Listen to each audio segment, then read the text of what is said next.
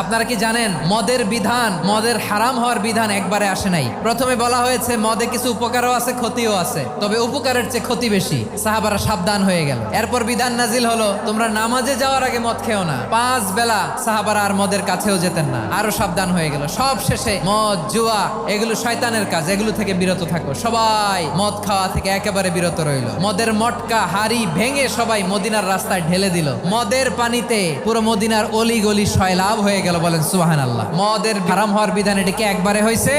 না। আমাদের কাছে অনেকে আসে, আয়সা বলে হুজুর আমার মেয়েটা পর্দা করে না, ওর জন্য দোয়া করেন। তা আমি বলি বয়স কত?